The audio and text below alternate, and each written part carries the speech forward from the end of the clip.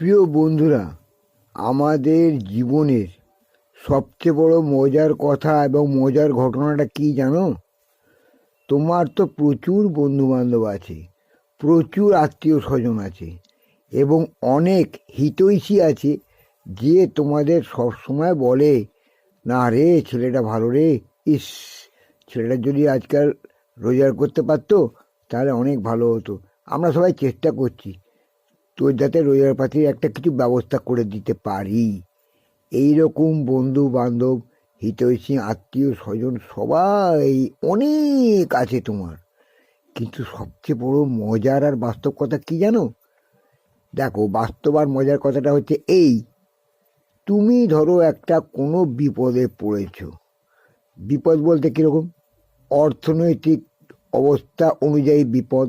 অর্থাৎ তোমার এক্ষুনি হয়তো 1000-2000 টাকা, 1000-5000 টাকা দরকার, তাহলে তোমার একটা বিরাট উপকার হয় এবং তুমি জীবনে অনেক কিছু হয়তো সুযোগ পেতে পারো সেই টাকাটার জন্যে, কিন্তু তোমার কাছে নেই।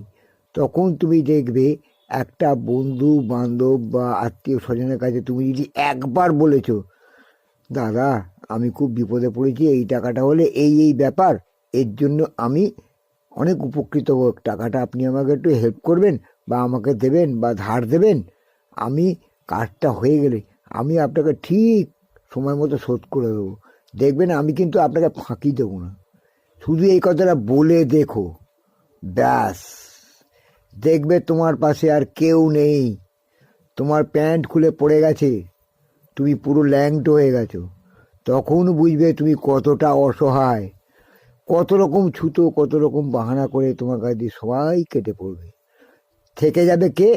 শুধু তুমি একা, যেখানে তোমার কোনো অস্তিত্বই থাকবে না। এ হলো 1 নম্বর কথা, অর্থনৈতিক বিপদ।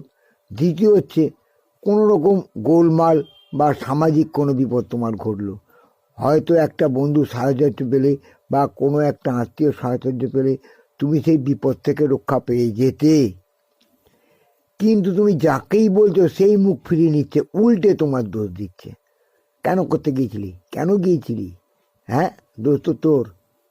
আরে শালা, অবস্থার পরিপ্রেক্ষিতে এবং সময়ের সঙ্গে সামঞ্জস্য রাখতে গিয়ে যে কথাগুলো, যে বিভিন্ন রকম অবস্থার সম্মুখীন হয়ে যেসব কাজগুলো করতে হয়, সেই পরিস্থিতির সম্মুখীন হয়তো কেউ আসেনি, কেউ তো বোঝার চেষ্টা করলো না যে তুমি কেন এই কাজটা করেছো। কেউ তো জিজ্ঞেস করলো না, ভাই তুই কেন করলি। দেখবে তুমি একা, কেউ তোমার পাশে নেই। এটাই হচ্ছে আসল জীবন।